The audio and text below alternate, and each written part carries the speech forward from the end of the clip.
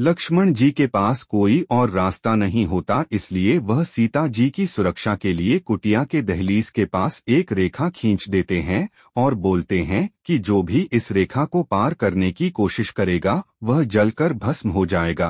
अंत में लक्ष्मण जाते जाते माता सीता से कहते हैं कि आप कितनी भी विकट परिस्थिति में इस रेखा को पार नहीं करेंगी और कोई भी असुर, देव या जीव इस लक्ष्मण रेखा को पार नहीं कर पाएगा। कहकर लक्ष्मण कुटिया से चले जाते हैं।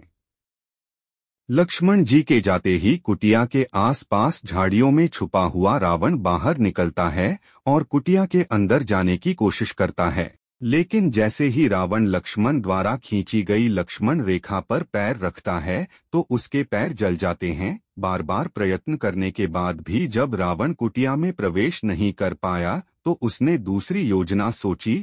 तब रावण एक साधु का वेश धारण करके कुटिया के बाहर अलख जगाता है। कुटिया के बाहर आए किसी साधु की आवाज सुनकर माता सीता कुटिया से बाहर आती है तो देखती हैं एक साधु उनके दरवाजे पर भिक्षा मांग रहा है।